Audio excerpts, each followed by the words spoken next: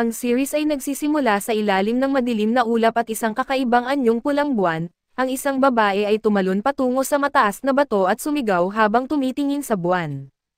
Sa kabilang dako, ang Seven Shadow ay gumawa ng regular nila na pagpupulong at sila'y nakipagkita sa kanilang Lord Shadow. Mukhang lahat ng bagay ay naging ayon sa kanilang plano dahil sa naging tahimik ang Diabolos Cult sa pangunahing lungsod at lahat ng kanilang plano ay naisakatuparan na.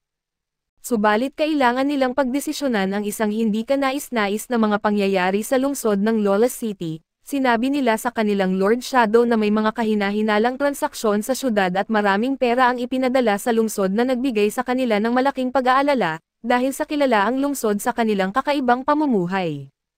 Ang lungsod ay nasa gitna ng mundo kaya walang may-ari nito, at ipinagbigay alam nila sa kanilang Panginoon na walang may-ari sa lupang iyon at kung may masama na mangyayari sa lungsod, ito ay makakaapekto sa iba pang mga lungsod.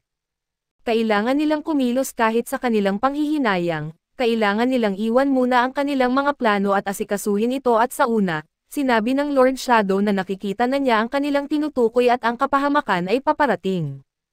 Biglang may napakalakas na ingay sa langit at ang ulap ay nagbago at ipinakita nito ang pulang buwan, lahat sila'y tumingin sa langit at nakita nila na may malaking gulo na paparating. Ito'y wala nang iba kundi ang alamat na pulang buwan na nagdala ng takot. Sinabi nila sa kanilang Panginoon na kailangan nilang maghanap ng solusyon agad-agad, pero binanggit ng Lord Shadow sa kanila na huwag mag-alala dahil siya na mismo ang mag-aayos nito. Hindi sila komportable sa desisyong iyon dahil alam nila na ito ay delikado at maaari mamatay ang kanilang Panginoon. Naisip niya kung hindi ba sila nagtitiwala sa kanya at sinabi niyang gagamitin niya ang pinakamahusay na paraan. Bagaman inamin nila na ito ay isang epektibong paraan, at habang sila ay tumitingin sa magandang hubad na babae sa kanilang harapan, tinanong sila ng Panginoon kung hindi ba maganda ang buwan. Lahat sila'y napaluhod sa kanyang harapan at inamin na tunay ngang maganda ang buwan, at maaari lamang nilang tamasahin ang kagandahan nito dahil nariyan ang Lord Shadow at ipinangako nila ang kanilang katapatan sa kanya at umalis patungo sa lungsod ng Lawless City. Dalawang estranghero ang tumingin sa lungsod mula sa malayo, nagtataka sila kung bakit hindi lumalapit ang ibang tao sa gate at binanggit nilang duwag ang mga ito at malamang, hindi nila kaya na harapin ang mga vampira. Ang lungsod ng Lawless City ay tahanan ng mga vampira ng Fujita at natatakot ang lahat sa lungsod dahil doon naninirahan ang reyna ng mga vampira. Naniniwala ang mga lalaki na makakapasok sila sa lungsod pero bago pa sila makarating sa gate, lumapit na sa kanila ang isang vampira at tinanong sila kung sino sila at bakit nila gusto na pumasok sa lungsod. Sinubukan nila na ipagmalaki ang kanilang lakas, ngunit tinanggal ng vampira ang kanyang damit at ipinakita ang kanyang putol na braso, inilabas niya ang kanyang espada at inatake sila. Sa ilang saglit lamang, ang kanilang dugo ay tumalsik sa buong langit at muling nagpakita ang pulang buwan at sa kabilang banda, dalawang magkapatid na sina Minaro at Claire ay bumisita sa lungsod ng Lawless City. Hindi alam ni Minaro kung bakit sila nandoon sa lungsod subalit hinihila siya ni Claire at gayunpaman, nasasabik siyang makita ang bagong lungsod at gusto niya ang hitsura nito, binanggit sa kanya ni Claire na hindi dapat siya magpakita o magpapansin dahil ayaw niyang malaman ng sino man na nandoon siya. Dahil hindi talaga niya alam ang dahilan ng kanilang pagbisita, tinanong niya si Claire kung saan sila pupunta at ang plano ni Claire ay iba, at nagnanais siyang bisitahin ang Dark Knight Association bago ang lahat. Hindi alam ni Minaro kung ano ang gagawin nito sa Dark Knight Association dahil wala ito sa kanilang lungsod, ipinaliwanag pa sa kanya ni Claire na may sarili silang samahan sa kanilang lungsod, ngunit ang Dark Knight Association ay isang lihim na samahan na itinatag sa lungsod ng Lawless City. Ayaw niyang intindihin ito. Alam niya na hindi maaaring magkamali ang kanyang kapatid at naalala niya na isang beses ay ipinahayag siyang patay at iyon ang tila ba nangyari, inilibing siya pero maraming bagay ang nangyari na hindi niya maintindihan, pero ang alam niya lang ay buhay siya ngayon. Mga ilang araw na ang lumipas, nanalo si Claire sa isang busyang tournament at idineklara siyang panalo at nais niyang ipagdiwang ito para sa kanyang kapatid, inupahan niya ang bar sa Miss Hashu Chambers of Commerce upang ipagdiwang ang tagumpay ng kanyang kapatid. Hindi pa natatapos ang pagdiriwang nang sabihin ni Claire na pupunta siya sa lungsod ng Lawless City upang patayin ang mga vampira. Pinilit niya si Minaro na sumama at natagpuan niya ang sarili sa loob ng tren. Binanggit ni Claire na ang dahilan kung bakit siya isinama ay para sa kanyang kinabukasan at kung matututo siya mula sa kanyang kapatid at mag-ensayo ng mabuti, maaari siyang bigyan ng midterm night, matapos ang kanyang pagtatapos. Ito'y isang magandang bagay para sa kanya dahil hindi niya alam kung ano ang gagawin pagkatapos niya magtapos.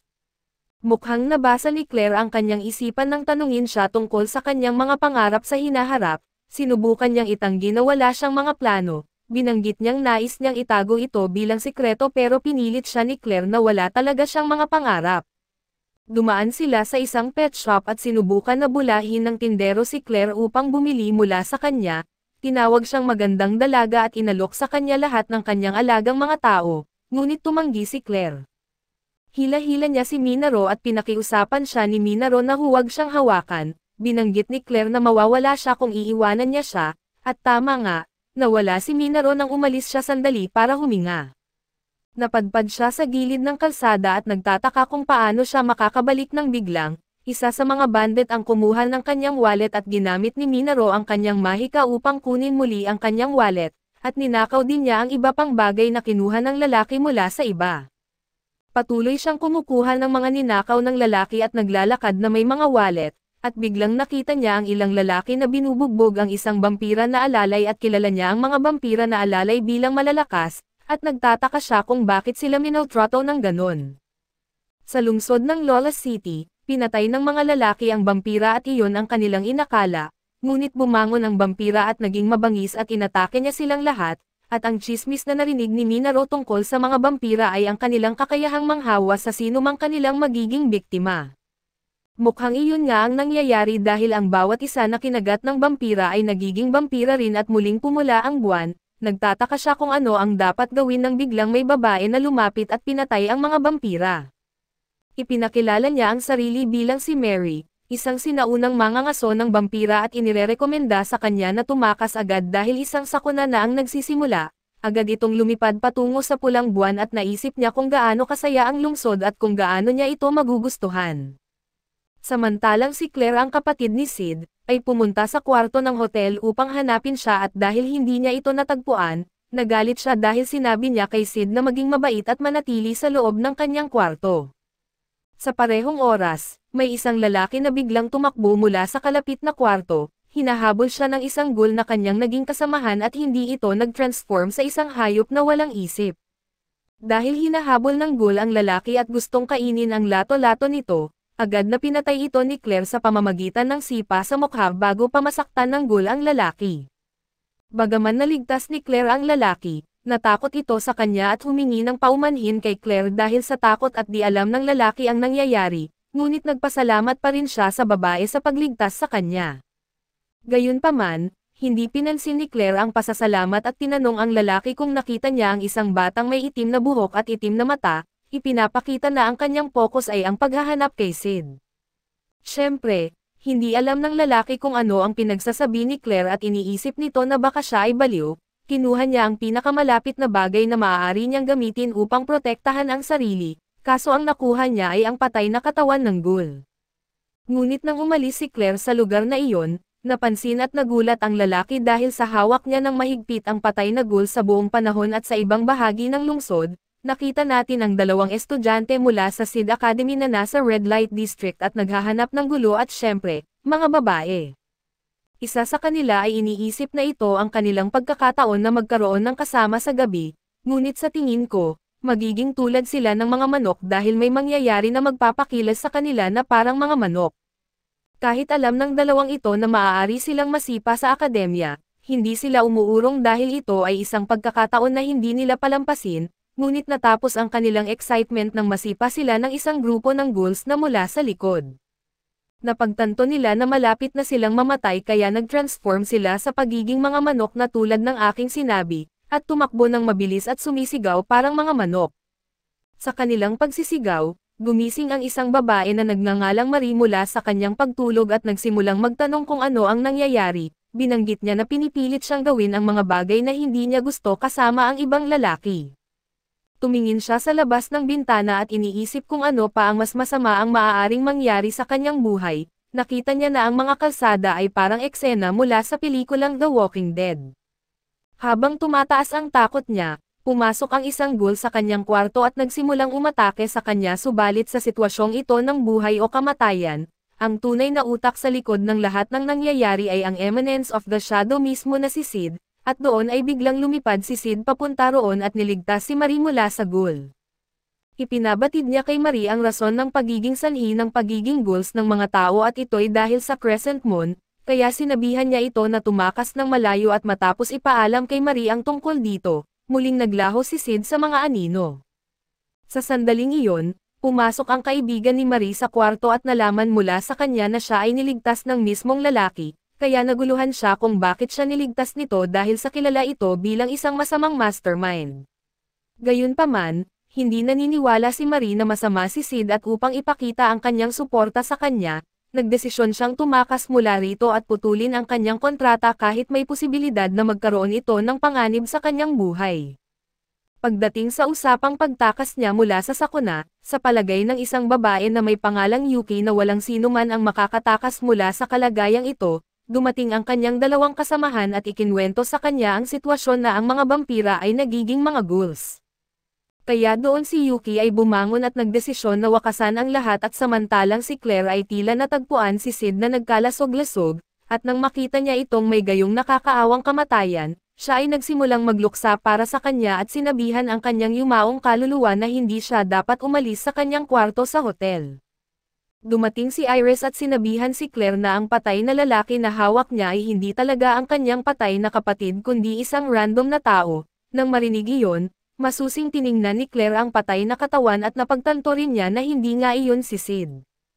Sa halip na maging kalmado, siya ay nadismaya at tinanong si Iris kung alam nito kung nasaan si Sid at ipinahayag ni Iris sa kanya ang kinalalagyan ni Sid, at binanggit nito na nakita niya si Sid na tumatawa ng sobra sa kalsada kung saan ang mga ghoul ay naghahasik ng lagim.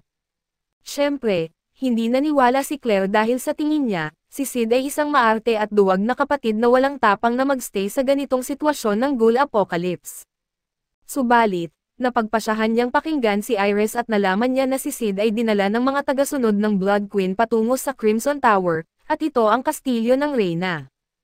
Hindi naiintindihan ni Claire kung bakit ang mga tagasunod ng Blood Queen ay mag-a-abduct ng isang random na tao. Ipinaliwanag ni Iris na dinala ng mga tagasunod si Sid upang gisingin ang Reyna mula sa kanyang libong taon na pagtulog, dahil kailangan niya ang dugo ng isang buhay na kabataan. Naniniwala sa sinasabi ni Iris, kinuha ni Claire ang kanyang espada at nagpa siya na makipagtulungan kay Iris upang pumunta sa Crimson Tower at pinagkaisahan nila at tinalo ang maraming ghouls sa kanilang daan, at ipinakilala rin nila ang kanilang mga sarili sa isa't isa. Sa kabilang banda, makikita ang dalawang lalaki na parang mga manok na tumakas at mukhang hindi pa rin sila nagsisisi sa kanilang desisyon na pumunta sa Red Light District dahil sa nakakita sila ng dalawang malalaking Golden Globes. Habang lumalala ang sitwasyon at maging sa mga awtoridad ng bayan, si Shadow mismo ang nagdesisyon na ayusin ang gusot na ito. Nabalitaan ni Mort Crimson na maayos ang kanilang plano na sakupin ang lungsod at nalaman din niya na sina Yuki, Juggernaut at si Shadow na lamang ang mga natitirang hadlang sa kanilang layunin na muling buhayin ang Blood Queen. Sa tingin ng demonyong may puti ang buhok na ang pagpatay ay nagbibigay kahulugan sa kanyang buhay, at ito ang nagpaparamdam sa kanya na buhay siya. Binanggit niya na siya ay nasa tuktok ng labanan para sa kanyang kaligtasan, subalit nagkakamali siya at dahil sa pagkakamaling iyon, ito ang kanyang napala. Sa tingin niya, gusto niya lang sanang pumatay ng tao doon at pagkatapos ay napansin niya sina Juggernaut at Yukame na pumapatay din ng mga ghoul, iniisip niya na sila ay mga mahahalagang tao at nagtataka siya kung bakit ginagawa din nila iyon. Nagtataka siya kung bakit sila napunta sa kanyang teritoryo at pagkatapos ay napansin niyang dumating din si Shadow na nakialam din sa kanilang labanan, kilala ni na Juggernaut at Yukame si Shadow bilang ang lalaking nagdulot ng kaguluhan sa kabisera ng Midgar, at ang tao na nagtagumpay laban sa mga pari. Sinabi ni Juggernaut na wala siyang pakialam sa lalaking ito at agad na binasag niya ang pinto ng Crimson Tower, binanggit ni Shadow na pula ang buwan at ang kaguluhan ay nagsisimula na. Nagtataka si Yukame kung tinutukoy ba ni Shadow ang kasalukuyang problema tungkol sa mga ghoul, at iniisip din ni Juggernaut na baka tinutukoy nito ang alamat ng pulang buwan, kung saan sinasabing may 3 kaharian ang bumagsak noong huling magkaroon ng pulang buwan. Sa tingin ni Juggernaut, Baka ito ang dahilan upang mabigyan siya ng matinding laban ng mga vampira at agad na iniwan niya si Yukame. Ibinahagi ni Yukame na narinig niya na tinulungan ni Shadow ang ilan sa kanyang mga bugaw at umaasa siya na magpatuloy sila sa mabuting pagsasamahan. Pagkatapos ay nagtataka ang puting demonyo kung paano winasak ni Juggernaut ang gate na iyon ng madali, dahil sa ito ay isang artifact at iniisip niya na pareho sina Juggernaut at Yukame ay mga halimaw. Naisip niya na gusto niya lang sanang pumatay ng ilang tao at binalingan niya ang kanyang pansin kay Shadow, napagtanto niya na hindi niya nadarama ang anumang kapangyarihan mula kay Shadow at sa palagay niya ay mas mahina si Shadow kaysa sa kanya. Subalit nang sinubukan niyang umatake kay Shadow, mabilis lamang siyang winasak nito nang walang kahirap-hirap at nagtaka ang puting demonyo kung sino ba talaga itong lalaki, pero doon ay binabanggit na lamang ni Shadow na pula ang buwan at ang kaguluhan ay nagsimula na. Habang si Beta ay nasa aklatan ng Crimson Tower at matapos niyang basahin ang ilang mga aklat, na-realize niya na kung ito ang pangkalahatang teknolohiya ng panahong iyon, maaari nilang sabihin na ang antas ng teknolohiya ng simbahan ay kakaiba. Dati-rati, iniisip niya na ang pinagmulan ng kanilang kapangyarihan ay nagmumula sa mga demon, at nagtataka siya kung paano nila natuklasan ang kaalaman na kinakailangan upang magamit nila ang kapangyarihang iyon, at doon ay bigla niyang narinig ang isang ingay at pumasok sina Claire at Marie sa aklatan. Natuklasan niya mula sa pag-uusap ng mga babae na sila ay natrap kaya sila ay napunta roon, at nagtataka si Beta kung ano ang dapat niyang gawin at napaisip siya na dapat niyang patayin ang dalawang mga babae, ngunit sa tingin niya ay hindi niya magagawa ito sa pagkakataong iyon. Binanggit niya na wala siyang pagnanais na labanan si Claire at hindi makapaniwala si Claire na kilala siya ni Beta. Binanggit ni Beta na siya ang nanalo sa festival at sinabi rin ni Marie na hindi nila dapat harapin ito, dahil sa hindi siya isang vampira at wala silang oras na sasayangin dito. Ipinahayag ni Marie na hindi rin nag-iisa si Beta at makikita na may 3 pang kasapi ng Shadow Garden na kasama niya at isa sa kanila ay si Rose. Tinanong ni Claire si Beta kung sino siya at ipinakilala ni Beta ang sarili. Binanggit niya na siya ay kasapi ng Shadow Garden, dagdag pa niya na siya ay nagsasagawa ng pananaliksik tungkol sa mga naposes, dahil sa mga dahilan na hindi niya maaaring ibahagi at sinabi niya na umaasa siya sa isang sample ng dugo mula sa isang unang vampira. Nagtataka si Marie kung paano naging konektado ang mga unang vampira sa mga naposes, at pinaliwanag ni Beta na kapag babalik sila sa pinagmulan, ang mga naposes at mga vampira ay iisa. Binanggit niya na ayon sa kanilang teorya, ang angkan ng dugong ito ay naghiwalay mula sa isa't isa sa proseso ng pag-aangkan at upang masubukan ang haka-hakang ito, kailangan nilang pag-aralan ang dugo ng Reyna. Binanggit ni Marie na ito ay isang insulto laban sa mga progenitor at nagtataka si Beta kung bakit nagagalit si Marie. Nakita natin na alam niya na si Marie ay isang sinaunang mangangaso ng vampira na balitang umiiral na sa loob ng higit sa 1,000 taon. Ipinaliwanag ni Beta na aalis na sila at nais niyang umalis din sila sa kanilang daan. Tinanong naman ni Claire si Beta kung may paraan bang gamutin ang mga naposes at sinabi ni Beta na wala, dapat ikabahala dito si Claire. Hindi ito naiintindihan ni Claire at binanggit niya na dapat na silang umalis ngayon dahil sa hindi na nila maililigtas ang kanyang kapatid kung magsasayang pa sila ng oras. Sa pagkarinig nito, nag-alala si Rose at tinangkang itanong kung okay lang ba si Sid. Ngunit pinigil siya ni Beta at pinapaalalahanan siyang huwag lumabag sa kanilang mga tuntunin. Tinanong ni Beta si Marie kung wala ba siyang planong umatake at pagkatapos ay umalis na sina Claire at Marie, sinabi ni Beta na siya ay nadismaya kay Rose at agad na humingi ng paumanhin si Rose sa kanya. Binanggit pa ni Beta na ang kanilang misyon ay kunin lamang ang sample at ipinaliwanag niyang si Lord Shadow na ang bahala sa Blood Queen.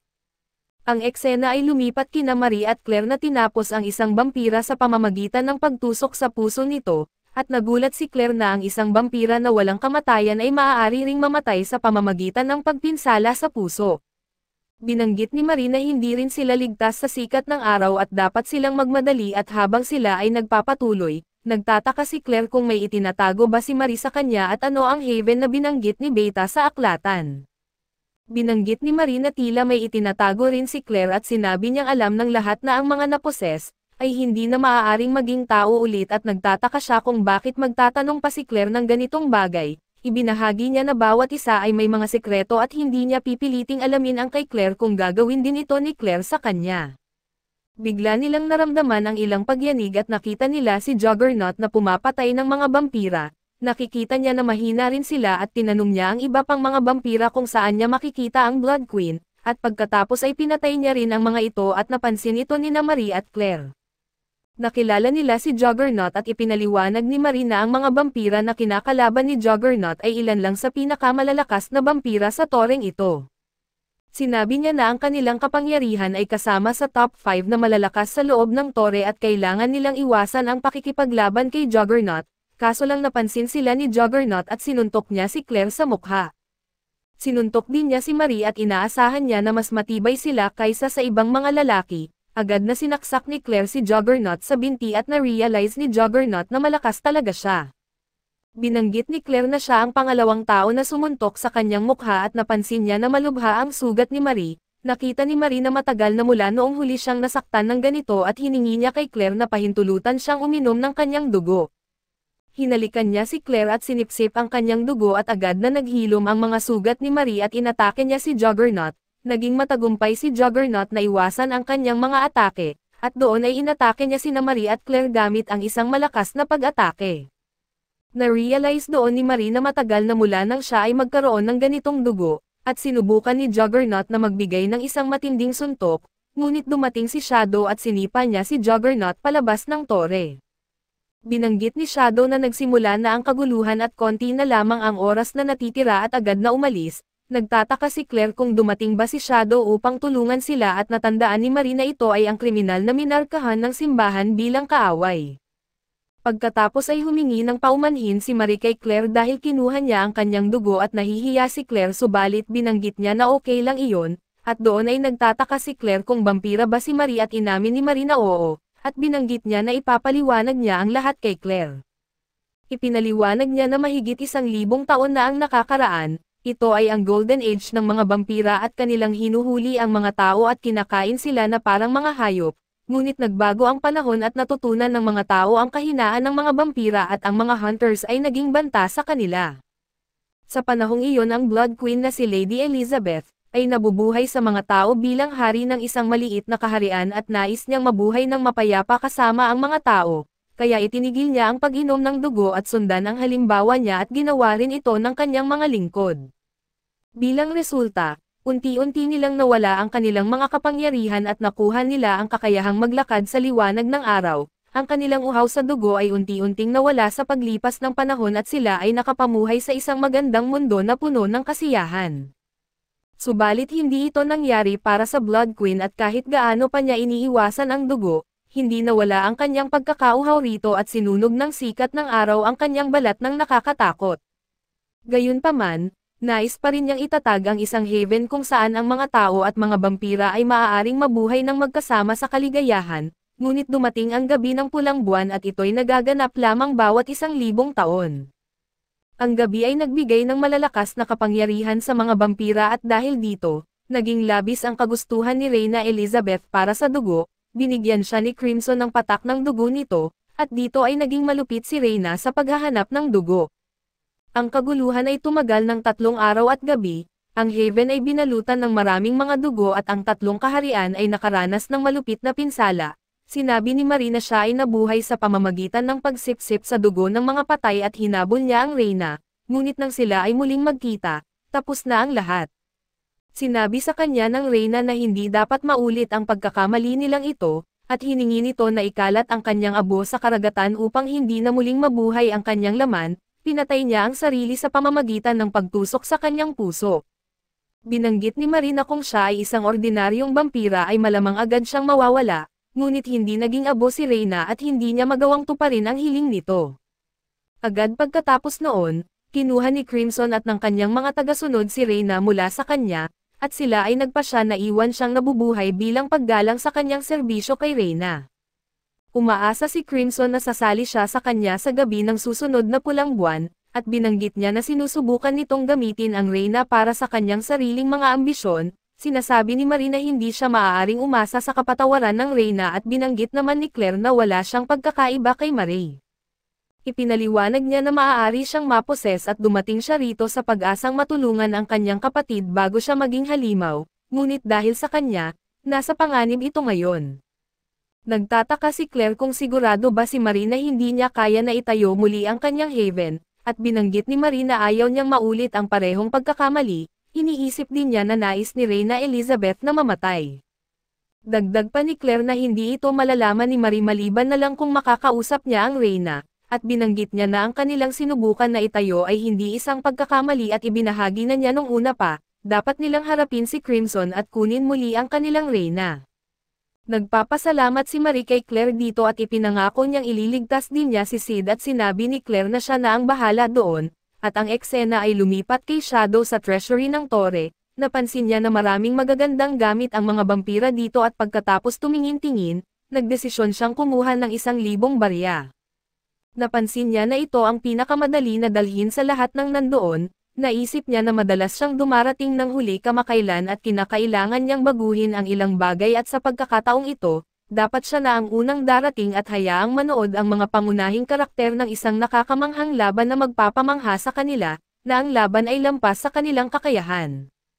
Ang eksena ay lumipat kay Crimson na sinusubukan buhayin si Reyna Elizabeth at nilagay niya ang puso nito sa katawan ng isang patay na tao. Ngunit pinigilan ito ni Shadow at inatake si Crimson at nakita natin na nahulog ang puso mula sa bangkay. Maya-maya, dumating sina Mary at Claire sa tuktok at nakita nila ang ulo ng inialay. Nakahinga ng maluwag si Claire dahil ang ulo na wala na sa katawan ay sa isang taong hindi nila kilala, habang si Mary naman ay nagtataka kung ano ang nangyari sa seremonya. Ngunit bago pa man niya maisip kung ano ang mangyayari, doon ay huli na ang lahat at si Claire ay sinaksak na sa puso. Sa aking profesional na opinyon, kailangan ng higit pa sa ice pack para ayusin iyon. Tumingin si Mary sa bulaklak at pinanood niya habang ang mga talulot nito ay natutuklap para ipakita na si Elizabeth ay muling nabuhay at naghahanap ng makakain sa hating gabi, kaya inilapit nito si Claire papalapit sa kanya at sinimulang kagatin ang leeg nito.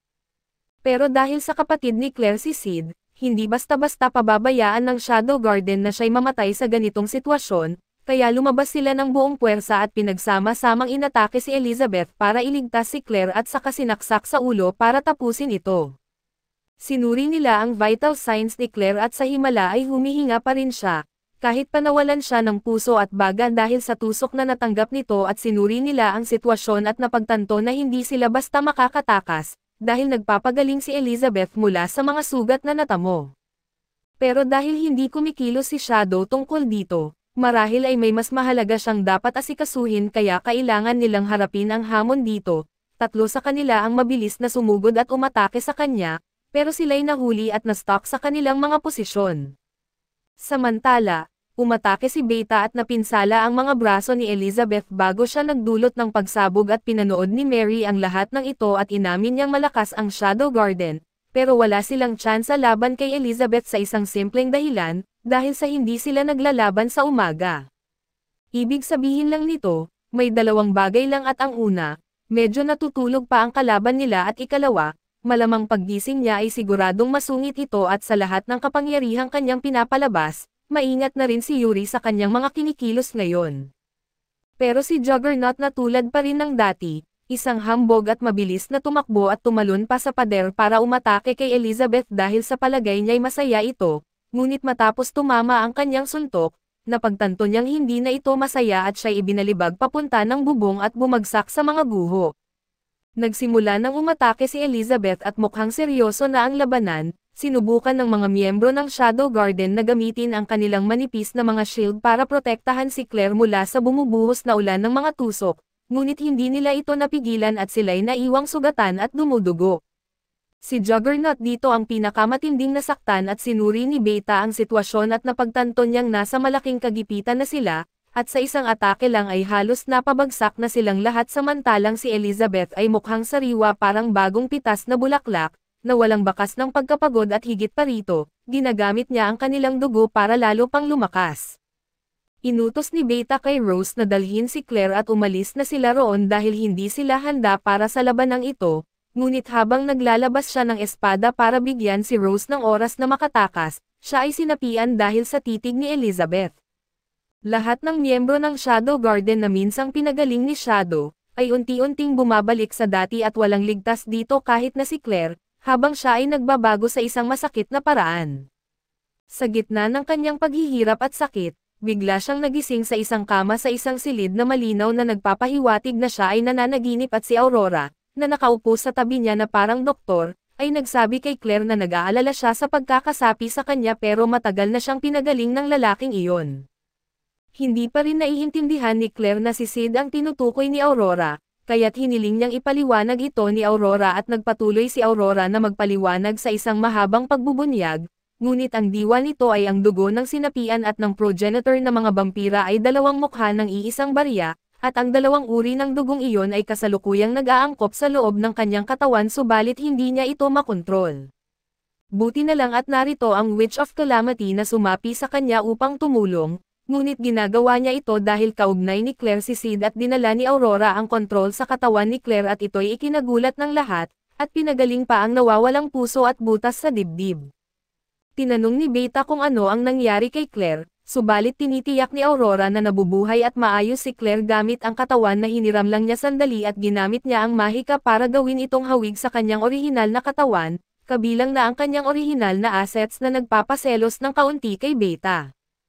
Pagkatapos ay hinarap niya si Elizabeth at handa na siyang makipaglaban, sinubukan muli ni Elizabeth ang atake ng dugo na spike, ngunit literal na imbento iyon ni Aurora kaya't mas magaling siya roon at kinontrol ang dugo.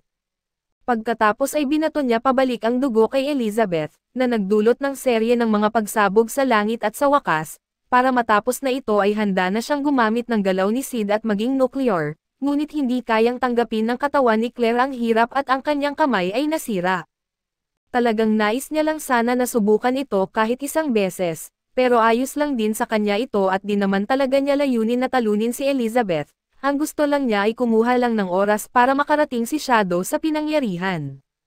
Sakto nga ang naging timing, dumating si Shadow suot ang kanyang literal na kumikinang na cape at ang lalaki ay talagang dala ang coin gold, nakilala siya ni Elizabeth bilang isang banta at marahil dahil sa pagnanakaw niya ng kanyang buong yaman, at agad siyang umatake gamit ang kanyang mga blood spikes ngunit madali lang itong naharangan ni Shadow gamit ang kanyang slime at nasa pantay na palitan sila ng mga atake.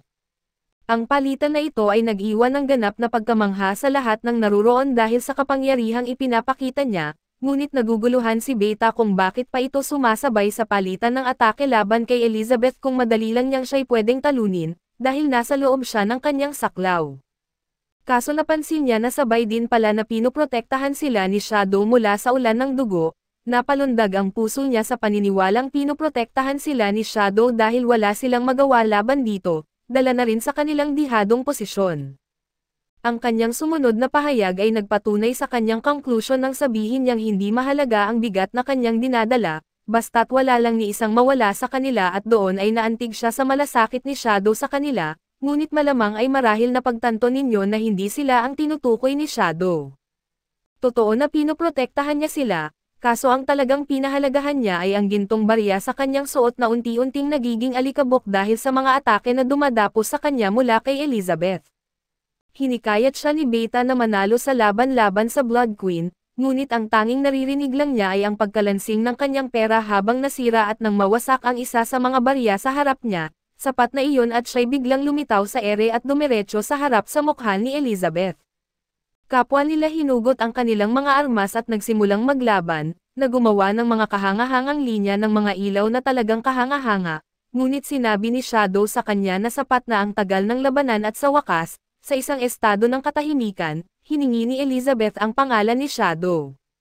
Sa tugon niya, ang kanyang mahika ay ipinuno ang paligid at sinabi niya ang tanyag na mga salitang, "Ako si Recovery Atomic" at iyan ay bago para kay Elizabeth at habang inilalabas niya ito, mas kaunti ang pinsala kumpara sa mga naunang pagkakataon, na nagpagaling din sa lahat ng tao sa lungsod mula sa kanilang pagiging zombified. Pagkatapos ng lahat, buhay pa rin si Claire at napatay na si Elizabeth, kaya bumalik na sa base ang Shadow Garden at sa kabilang dako, si Juggernaut ay gumaling na rin at muling nagagamit ang kanyang paa. Iniisip niya sa kanyang sarili na baka masaya na makaharap niya ang Shadow Garden balang araw, nagtatapos na ang pangyayaring ito at ang dalawang lalaking ito ay dumating at umalis na bigo, ngunit nakuha na ni Sid ang lahat ng gusto niya dahil siya ngayon ay mayaman na sa salapi. Si Claire ay umalis mula sa lungsod sakay ng tren at halatang abala siya sa mga nangyari sa lungsod na iyon, at sa pagkaunawa na ang kanyang dugo ay may espesyal na kapangyarihan at baka may malaking tadhana siyang dapat tuparin. Siya ay nag-aalala kaya ginampanan ni Sid ang papel bilang isang supportive brother at sinabi sa kanya na magiging maayos ang lahat, dahil alam niya na kaya niyang gawin ang anumang nasa isip niya. Nakatulog si Claire at naisip ni Sid na mayroon lang siyang natirang 500 ginto sa treasury kaya hindi niya ito magagamit para suportahan ang kanyang sarili sa buong buhay niya, ngunit may 2 pang tore na nakatayo sa Lawless City kaya kung sakaling maubos ang pera niya, maaari siyang bumalik at magnakaw mula sa isa sa mga iyon. Pabalik sa Midgar, ang isang tren na nagtatransport ng mga kalakal ng kumpanya ng Gamma ay hinarang ng isang grupo ng mga bandido sa daan, at ang mga babae sa loob ay mukhang takot na takot sa kanilang buhay habang ipinaliwanag ng mga bandido na mabilis na lumago ang kanilang negosyo sa mga nagdaang buwan. Habang inaatake niya sila, sinabi rin niya na ang kanilang tagumpay ay nagpapagalit sa tao na nangangasiwa ng lahat ng kalakalan sa Midgar at ito ay si Garter, pero gayunpaman, binanggit ng isa sa mga babae na dapat ay isang respetadong tao si Garter na mabait at tapat na tagasunod ng simbahan. Ngunit sinabi ng bandido na kadalasan sa mga tao na mukhang inosente ay ang may pinakamasamang personalidad. Maaaring tingnan mo sila bilang isang mabuting tao pero sa sumunod na kabanata, akala mo magpo-promote na sila ng mga NFT, kaya dapat itong magsilbing aral sa hindi dapat basta-basta humusga ng tao. Pero habang isa sa mga babae ang nagbago ng tono mula sa takot papunta sa inis, napagtanto ng mga tulisan na may ibang aral pala silang matututunan dito at sa kanilang likuran, lumitaw si Alpha at ang iba pang miyembro ng Shadow Garden. Sa pagkilala sa kanila, dahan-dahan na napagtanto ng mga tulisan ang kanilang magiging tunay na kalagayan, at alam na ng Shadow Garden ang masasamang balak ni Garter sa kanila kaya hinintay lang nila itong gumawa ng hakbang. Dahil sa pinili ng mga bandido na kumampi sa marahas na gawain ni Garter laban sa kanila, wala silang awa para sa mga ito at pagkatapos ng malagim na pagpatay ay pinag-usapan nila kung paano nila nabawasan ng malaki ang bilang ng mga ranggo sa ilalim ng mundo ng krimen. Dahil dito, kailangang kumilos ang mga lider laban sa banta na ito, at sa huli ay marahil humantong sila sa pagiging cult at kinalaunan ng hapon, kumakain si Sid kasama ang kanyang mga kaibigan sa isang dinner habang ipinapakita nila ang kanilang bagong suot. Ito na ang bagong supreme attire sa kalsada at sigurado silang dadagsa ang mga babae sa kanila kung sakaling lalabas sila sa daan. Tahimik lang si Sid habang nakikinig at iniisip sa kung paano ang buong kumpanya ng damit ay gawa ni Ida, matapos niyang gamitin ang kaalaman ni Sid tungkol sa Earth para gayahin ito dito. Ngayon ay na-realize ni Sid na ang lahat ng babae ay ginamit ang kanyang kaalaman para kumita ng malaki, at dahil itinuturing niyang laro lang ang Shadow Garden, balak niyang bawiin ang mga kita na dapat ay sa kanya. Kaya nung gabing iyon ay naglagay siya ng bagong maskara bilang super elite secret agent na si John Smith, nakipagkita siya kay Yuki Sona na nasa bayan at kamakailan lang, ay nakikipagtulungan at binanggit sa kanya ni Yuki na kamakailan lang ay tinawag ni Garter ang isang pagpupulong ng major corporate alliance na may kinalaman sa pagsira sa negosyo ni Gamma. Pero mananatili pa rin ang kanilang plano at habang naglalaban ang kumpanya ni Gamma at ang Major Corporate Alliance, sila ni Yuki ay kikilos at aangkinin ang lahat ng mayroon ang magkabilang panig, pero para mangyari ito ay kailangang gampanan ni Shadow ang kanyang bahagi. Binalaan siya nito na mag-ingat bago siya umalis, dahil ang isa sa mga gwardya malapit kay Garter na isang lalaking tinatawag na Sword Devil, na mabilis na tumaas ang ranggo bilang kriminal sa underworld dahil sa kanyang hindi matatalo na kasanayan sa espada, at ito ang espada na alam niya dahil ito ang nag-iwan ng peklat sa kanyang dibdib. Sinabi niya na iiwan niya si Garter at ang Sword Devil para sa kanya upang harapin at kinabukasan, isinama si Sid ng kanyang mga kaibigan sa isang bentahan sa Town Square na kagaya ng eksena tuwing Black Friday, na gumagawa ng pamimili ang mga tao para sa mga deals. Napansin ni Sid kung bakit ganon na lang ang target sa kumpanya ni Gamma, gumawa sila ng ilang produkto na exclusive lamang sa kanila at hindi nila inisip ang mga lokal na reseller at dahil dito, hindi magtatagal ang kumpanya ng Gamma at lahat ng ito ay kanyang napag-alaman habang ang mga kaibigan niya ay abala pa rin sa pagtanggap ng Black Friday treatment. Ang plano niya ay hayaan ang malalaking korporasyon na sirain ang Gamma at pagkatapos ay sisirain din niya ang mga malalaking korporasyong iyon, gamit ang magiging kapital niya mula dito at magtatayo siya ng bagong organisasyon, papasukin niya ang mga babae sa upper management at papalitan niya ang pangalan ng kumpanya. Habang nagbabayad ang kanyang mga kaibigan para sa mga bagay na nakuha nila, napansin ni Sid na iba ang mga perang ginagamit nila kumpara sa nakasanayan niyang makita. Ipinaliwanag ng kanyang mga kaibigan na may bagong uri ng pera na inilabas ngayon, na siyang dahilan ng sale. Ang dating mga pera ay mula sa Mitsubishi Bank at namangha si Sid na nakagawa pa sila ng bangko. Naalala niya na minsan ay may sinabi siya sa kanila tungkol sa isang documentary hinggil sa banking at credit, pero hindi siya masyadong maraming alam dito kaya agad niyang tinapos ang usapan. Kinuha ng mga babae ang kaunting impormasyong nakuha nila mula sa kanya at nagawa ang isang bangko mula dito at nag-issue pa ng sariling paper currency, ngunit napagtanto ni Sid na mayroong isang bagay siyang napansin na ang mga perang papel ng Mitsubishi ay gumagamit ng multicolor print, detalyadong disenyo at may watermarks, samantalang ang bago ay gumagamit lang ng isang kulay at mas simple, at alam mo na ang ibig sabihin niyan na malamang panahon na para sa bank fraud. Mamaya, habang kumakain siya ng udon sa isang kalye, lumapit sa kanya ang kanyang mabalahibong kaibigan at ito si Delta, at tinanong niya si Delta kung ano ang ginagawa niya roon at habang umaakyat si Delta sa kanyang ulo, ipinaliwanag niyang nagpunta siya sa kapital dahil nanghuhuli siya at tinanong ni Sid kung gusto niyang sumama sa paghahunt. Tinanong niya si Delta kung ano ang kanyang hinuhuli, at sinabi nitong ipinapahuli sa kanya ni Alpha ang mga tulisan sa lugar at muling inanyayahan siya na sumama. Sa mga karaniwang sagot niya ay sasama siya dahil gusto rin niyang manghuli ng tulisan, pero sa ngayon, marami pa siyang kailangang asikasuhin. Inihayag ni Sid na abala siya, kaso talagang gustong manghuli si Delta at pinaalalahanan niya si Delta na may iba pa siyang dahilan sa pagpunta sa kabisera, at bigla niyang naalala na kailangan niyang mag-report kay Alpha. Posibleng nagagalit na si Alpha sa kanya ngayon, kaso gusto pa rin niyang manghuli at kapag tinitingnan siya ni Delta ng ganon, mahirap sa kanya na baliwalain ang kanyang hiling at sa buong gabi hanggang umaga, nang huhuli sila ng mga bandido sa mga kalye. Talagang nag-e-enjoy si Delta, kaso lang walang natitirang kasiyahan para kay Shadow dahil siya na lang ang nagkakalap ng pera mula sa mga bandido. Malapit nang tapusin ni Delta ang huling lalaki nang bigla nitong sabihin na magkaugnay sila at pagkatapos ng mabilis na pag-amoy, nalaman niyang kapatid niya ito.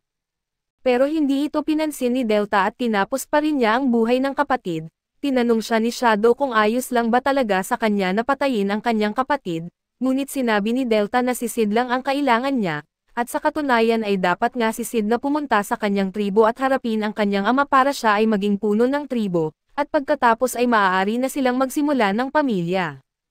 Pero sinabi ni Sid na hindi iyon mangyayari at samantala, nakatanggap lamang si Garter ng balita tungkol sa pagkasira ng ilan sa kanilang mga unit ng bandido, kaya sinabi niya kay Garter na utusan niya ang mga Clovers na salakayin ang lahat ng Mitsubishi Trade Centers at nakawin ang kanilang mga trade secrets. Sa punong tanggapan ng Mitsubishi, tumanggap si Alpha ng ulat tungkol sa estado ng kanilang kasalukuyang alitan sa major corporate at hanggang ngayon, nagawa nilang bawasan ang pinsala sa kanilang mga supply convoy na dulot ng mga bandidong pinadala laban sa kanila, at sila rin ay nangunguna sa merkado sa pamamagitan ng kanilang mga produkto habang ang alliance ay sinusubukan lamang gayahin ang kalidad ng Mitsubishi sa pamamagitan ng kanilang mga peking item at water Jordans. Lahat ay ayon sa inaasahan nila, ngunit pinaalalahanan sila ni Alpha na mag-ingat at huwag gumawa ng anuman na magpapatunay ng koneksyon sa pagitan ng Mitsubishi at Shadow Garden, dahil magiging sakuna ito para sa imahe ng kumpanya. Bigla ang bumukas ang pinto at sinabi ng isa sa mga manggagawa kay Alpha na mayroong isang mapilit na bisita na kailangang asikasuhin sa ibaba. Hindi masyadong nagulat si Alpha at binanggit na ang mga beast people ay kadalasan talagang mapilit. Nais ni Alpha na magpadala ng ibang tao upang harapin ang sitwasyon, ngunit si Gamma ang nagpahayag ng kagustuhang personal itong asikasuhin at bagaman nagdadalawang isip si Alpha, pinayagan niya si Gamma na gawin ito pero para sa proteksyon, nagtalaga siya ng dalawang kasamahan na sumama kay Gamma. Umalis si Gamma na may hitsura ng isang anak na nais ipagmalaki ang kanyang ina at nang makapasok ang mga lalaki sa gusali, napansin nilang masyadong madali ang kanilang pagpasok dahil sa walang gwardya. Kaso hindi nagtagal ay hinarap sila ni Gamma at ng kanyang mga kasama na lumitaw mula sa kadiliman, agad na inatake ng dalawa niyang kasamahan ang ibang intruders, habang ang pinuno ay si Gamma naman ang humarap dito. Hindi na nakakita ang leader ng iba pang bodyguards kaya akala niya ay kayang-kaya niyang talunin si Gamma ng mag-isa, at kung naaalala mo mula sa unang season, hindi mahusay si Gamma sa pakikipaglaban. Gumawa ang leader ng isang mabilis na atake na halos kasing bilis ng kidlat at tinamaan siya sa ulo, at ang layunin ng atake ay patayin siya kaso nakatanggap lamang siya ng konting sakit at ito ay dahil, bagamat hindi siya magaling sa pakikipaglaban, mayroon pa rin siyang bilis at depensang kakayahan na magdedepensa mula sa mga atake kaya hindi siya madaling talunin. Paulit-ulit lang niyang ginagawa ang pagtusok dahil iyon lang ang natutunan niya, at madali itong naiiwasan ng kalaban dahil simple ang kanyang mga atake kaso lang matapos malaman ang kilos ng lalaki, na-estimate ni Gamma ang eksaktong uri ng paggalaw na ginagamit nito at nahulaan ang susunod nitong galaw. Ngunit dahil iisa lang ang atake na ginagawa niya, hindi ito gaanong nakatulong at nagbitaw muli ng atake ang kalaban at kung hindi lang talaga mataas ang depensa ni Gamma, baka nasawi na siya at doon ay pinaghahandaan niya ang paggamit sa itinuro sa kanya ni Shadow na gawin sa isang laban. Sa isang flashback, naalala na alam ni Shadow ang kanyang kahangahangang depensa at antas ng koordinasyon na kahalintulad sa isang bata, kaya ang payo niya ay mag-impok ng magic power sa kanyang espada at may hampas ito ng buong lakas, at marahil ay gagana iyon. Ginawa niya nga ito at naging epektibo ang kanyang ginawa para matakot ang salarin, at may sapat na kapangyarihan na siya upang sunugin ito kung sakaling magkaroon ng contact sa kahit anong bahagi ng katawan ng kalaban, pero nagtagumpay na sana siya kung hindi lang siya natapilok sa isang bato at bumagsak ang mukha sa lupa. Pinuri niya ang pagiging swerte ng kalaban sa paglagay sa kanya sa ganong malas na sitwasyon, ngunit hindi isang karaniwang bato lang iyon at siya mismo ang natapilok dahil dito at sa puntong iyon, nagsimula nang magduda ang kalaban kung gusto pa ba niyang ipagpatuloy ang laban. Kaya lumingon siya para kunin ang mga kasama niya at umalis na, pero tinalo na pala sila ng dalawang kasama ni Gamma at bumangon si Gamma at akmang gagamitin na naman niya ang buong lakas ng espada niya, kaya nagmadali nang tumakas ang lalaki palabas sa butas ng pader. Pero sa kamalasan niya, tinamaan pa rin siya ni Gamma at sobrang lakas ng pagsabog na nagpalindol sa gusali, at iyon na ang inaasahan ni Alpha nung pinadala niya si Gamma doon. Maya-maya, nakatanggap ng ulat si Gun na natalo ang mga Clovers at lahat ng reserba nilang ipinadala ay tahimik na, nag-aalala si Garter na baka simulan na silang kalabanan ng mga tao sa Alliance dahil sa kanilang pagkatalo, pero sinabi lang sa kanya ni Gun na ayusin niya ito, kahit ano pang kailangan niyang gawin at umalis na si Garter. Alam ni Gun na di hamak na mas mahina ang mga Clovers kumpara sa mga Knight sa kakayahan sa labanan, dahil mga simpleng bandido lang naman sila sa umpisa at sa ganitong sitwasyon, gusto sana niyang gumamit ng mga anak ng cult, pero dahil patay na ang dalawang pangunahing miyembro, kaunti na lang ang kanilang mapagkukunan. Sa huli ay pawn lang naman ang Alliance para sa kanya at kailangan lang niyang manatili sa kanilang negosyo ng sapat na tagal, para makamit niya ang kanyang layunin na makakuha ng kapangyarihan na higit pa sa nakita ng mundong ito, dahil may trauma siya mula sa pagkatalo niya kay Sid nung siya'y bata pa. Samantala, nagsasanay si Sid kasama si Alexia sa parke at naiilagan niya ang mga atake niya hanggang sa tuluyan niyang mapatalsik ang espada ni Sid, at pagkatapos ay pumalakpak siya para kay Alexia. Pagkatapos kumain, tinanong siya ni Alexia kung ano ang tingin niya sa kanyang kakayahan kanina at sabi ni Sid, malaki na ang pag-unlad niya at siguradong lalo pang gagaling ang kanyang kakayahan at lakas, pero sa loob-loob niya, iniisip niya kung ano kaya ang nagtulak kay Alexia na mas maging malakas pa. Madalas na nangyayari lang ang ganyang pagbabago kapag may bago silang nadiskubre o nagbago ang pananaw nila sa buhay, sabi ni Alexia sa kanya, nag-e-ensayo siya ng ganito dahil ayaw niyang maiwan bilang isang karakter lang sa likod ng eksena. Pagkatapos ng huling insidente at wala siyang magawa kundi panoorin lamang, si Rose ay umalis mag-isa at ang kaharian ng Oriana ay nawalan ng kanilang hari kaya kailangan niya ng mas maraming lakas, para matulungan ang kanyang kaibigan kapag ito ay nahihirapan. Sa wakas ay napagdesisyonan niyang lumaban sa buhay, kaso pagkatapos ay mas bumilis pa ang pag-usad ng buhay kaya kailangan niyang makahabol at sa kalaunan, si Sid ay nakaupo sa isang noodle bar bilang si John Smith nang sumali sa kanya ang isang babae at sinabi sa kanyang kumpleto na ang produksyon. May ngiti sa kanyang mukha, binanggit niyang oras na para magsimula at sa isang lumang abandonadong minahan na malayo sa anumang inspeksyon, nagpiprint ng pera na umaabot sa milyon-milyon at ito ay ipapadala sa Lawless City bago muling ipamahagi sa Royal Capital.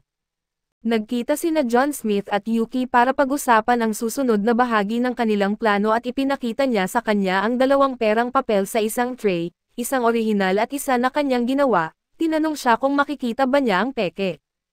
Inaktibo ni Sid ang RAM at sinimulang sabihin na ang papel ay mas magaspang at may sobrang ink at ang proporsyon ay hindi tama at tinitigan ito ni Yuki, na pag-alaman na tama nga siya sa mga pagkakaiba ng mga papel pero gayunpaman, ang may mas mababang kalidad ay talagang ang orihinal.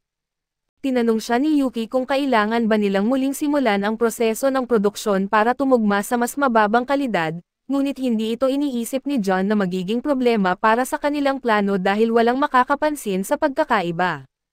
Matapos maisaayos ang supply, nagpatuloy sila sa susunod na bahagi ng plano kung saan ipapasa niya ang pamamahagi ng mga pekeng perang papel sa buong bansa kay Shadow at gayunpaman, kahit anong mangyari ang paghihiganti ay sa kanya lamang dahil winasak ni Shadow ang lahat ng minamahal niya, ang kanyang ina, ang kanyang nayon at ang kanyang Lego Millennium Falcon.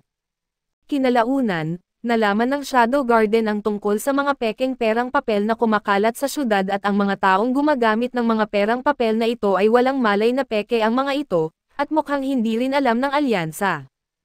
Inutusan ni Alpha si Gamma na siguraduhin na malalaman nila ito bago maging sobrang halata ang pinsala, dahil kung mawawalan ng tiwala ang mga tao sa pagiging tunay ng perang papel, magdudulot ito ng problema sa Mitsubishi. Gayunpaman, napagtanto niya na ang intensyon sa likod ng pagpepeke ay maaaring ganap na lumikha ng pagbagsak ng credits nila, inutos niya na agad na hanapin ang pinagmulan ng mga pekeng pera bilang kanilang pangunahing prioridad. Nakatanggap din si Gunn ng balita tungkol sa sirkulasyon ng mga pekeng pera mula kay Garter, dahil isa sa mga manggagawa ang tila nakakita ng perang ginagamit, di niya talaga makita ang pagkakaiba ngunit inutusan niya si Garter na hanapin kung saan nanggagaling ang mga ito. Nakapag-imprenta na ang alyansa ng mas maraming pera para makapagbigay ng garantisado at malamang na ganito rin ang nangyayari sa Mitsubishi Group. Ito ang dahilan kung bakit plano rin ng mga cult na gumawa ng pekeng pera para bumagsak ang merkado at malugi ang parehong alyansa at Mitsubishi, ngunit hindi pa dapat magsimula ang planong iyon hanggang sa mabawi ng cult ang kanilang ginto na nahalo na bilang assets ng alyansa. Kung uupo lang sila at manunood habang kumakalat ang mga peke na pera habang hindi pa nila nababawi ang kanilang ginto, maaaring malugi ng malaki ang cult, kaya sa madaling salita ay nasa mahirap silang kalagayan ngayon. Sa hating gabi, 3 miyembro ng Shadow Garden ang nakatuklas ng isang tren na naglalaman ng mga pekeng pera at iba pang ninakaw na mga bagay, habang sila ay naghahanda na pasukin ito at bawiin ang mga pera. Pinaalalahanan ng leader si Rose na hindi siya dapat gumawa ng desisyon ng mag-isa tulad ng huli niyang ginawa, ngunit simpleng okay lang ang sagot ni Rose na ikinabahala ng leader. Pumasok sila sa bagon ng tren at nagulat silang makita na walang pasahero sa loob, pero inaasahan na nila ito dahil mayroon itong iligal na kargamento at nakakapagtaka pa rin na wala man lang bantay sa tren. Biglang napansin ni Rose ang isang wire sa harapan niya at binabalaan ang dalawa pa na mag-ingat. Kaso huli na ang lahat at sila ay natrap na. Si Rose ay biglang lumingon at nakita si John Smith na pinapanood sila at agad siyang sumugod papunta sa kanya, ngunit dahil si Sid nga ang kanyang kaharap, madali lang nitong nahinto ang kanyang atake at na-restrain siya. Alam ni Sid na sila ang unang makakaalam tungkol sa pekeng pera, pero hindi pa siya natapos sa kanyang plano kaya hindi niya maaring hayaan na malaman pa nila higit sa kanilang nalalaman. Kaya itinapon niya sila palabas ng tren at lahat sila ay bumagsak sa lupa. Gusto sana ni Rose na bumalik agad kaso sinabi ng leader na kailangan niyang kumalma dahil hindi nila ito kakayanin. Kakalabas lang nila ng walang hirap sa kamay ng isang lalaking gumagamit lang ng mga sinulid bilang sandata, at gusto pa niyang bumalik ulit. Sa anumang dahilan ang tren ay mabilis na lumayo at tatakbo pa sila. Hindi na nila ito mahahabol at sa puntong ito ang tanging magagawa na lang nila ay bumalik sa base at i-report ang nangyari kay Gamma. Kaso dito na nagtatapos ang ating recap, salamat sa inyong panonood hanggang sa muli.